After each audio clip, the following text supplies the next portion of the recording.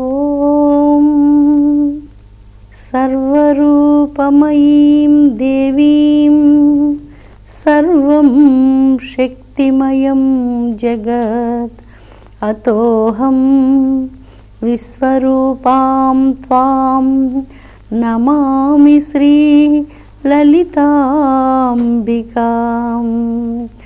నమామి శ్రీ లలితాంబికాం.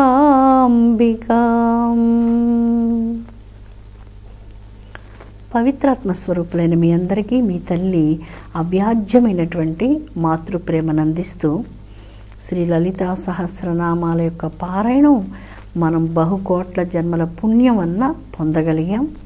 ఇందులో నిరంజన అన్నటువంటి పవిత్ర మంత్రరాజము 4 బీజాక్షరాలు కలిగినటువంటిది. అంజన అనగా కాటుక, నిరంజన అనగా అవిద్య అన్నటువంటి అజ్ఞానపు ఆవరణం లేనటువంటిది అని అర్థం.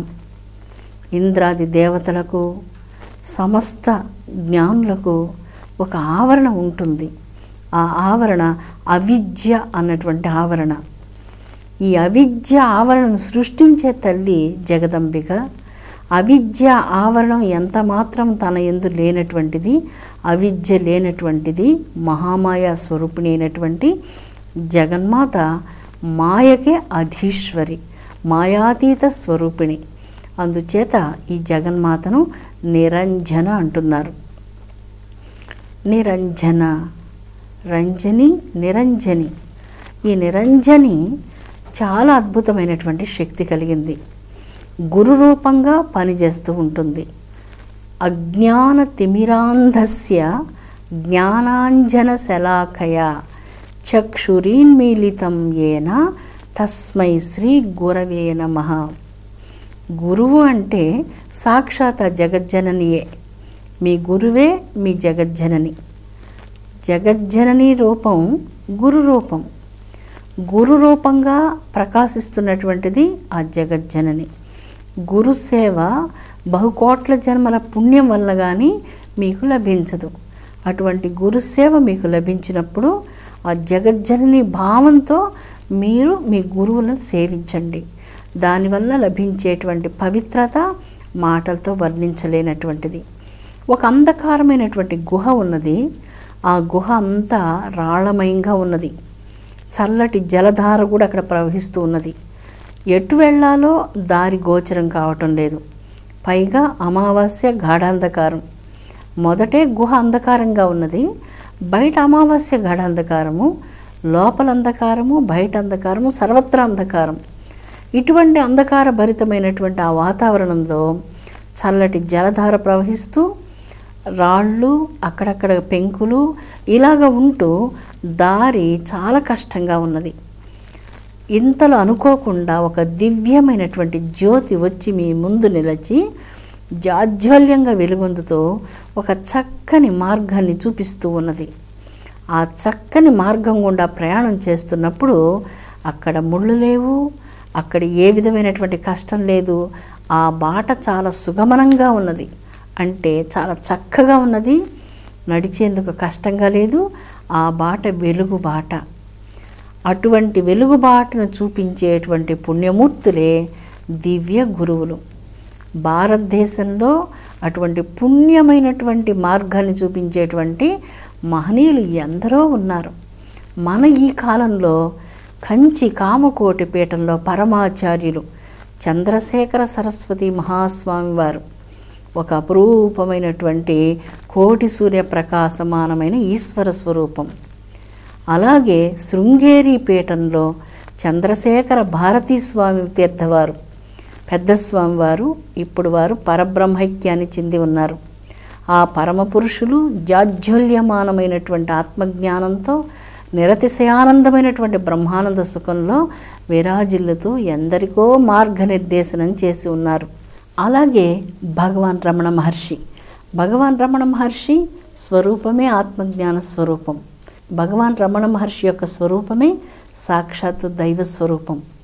కాబట్టి ఇటువంటి పుణ్యపురుషుల యొక్క స్పర్శ చేత ఈ మట్టి చాలా పునీతమైంది, వర్ణనాతీతంగా పునీతమైంది.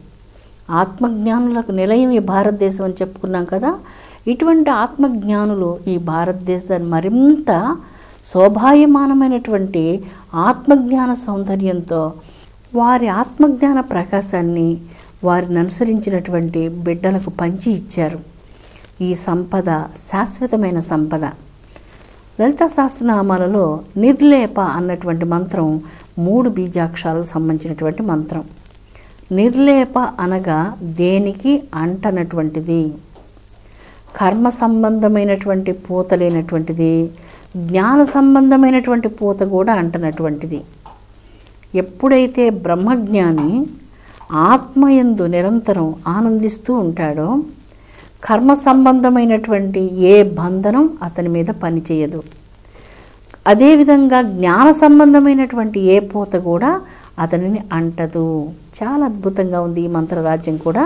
3 బీజాక్షరాలతో ఉన్నటువంటి ఈ మంత్రరాజ్యంలో కర్మ సంబంధమైన జ్ఞాన సంబంధమైనటువంటి బంధనాలు, ఏ విధమైనటువంటి ప్రాపంచిక లేపనం బ్రహ్మజ్ఞాని మీద పని చెయ్యదు.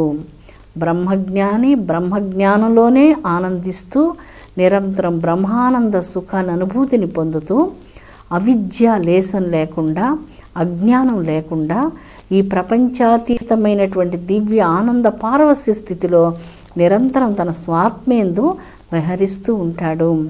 అటువంటి నిర్లేపులైనటువంటి వారిని అనుగ్రహించే తల్లి తాను స్వయంగా నిర్లేప. ఏ విధంగా తామరాకు మీద కొన్ని జలబిందువులు పడినప్పుడు ఆ జలబిందువుల యొక్క నీటి స్పర్శ అంటే పూత, ఒక తడి ఏదైనా వస్తువు మీద పడినప్పుడు ఆ తడి అక్కడ మనకు కనిపిస్తుంది, అంటే ఒక పూత వేసినట్లుగా మనకు ఆ తడి అక్కడ కనపడుతుంది.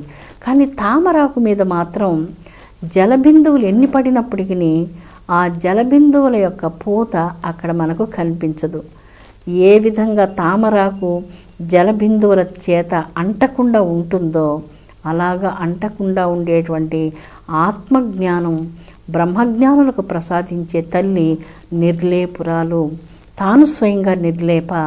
కర్మబంధనాల చేత అంటబడదు, జ్ఞానబంధనాల చేత అంటబడదు.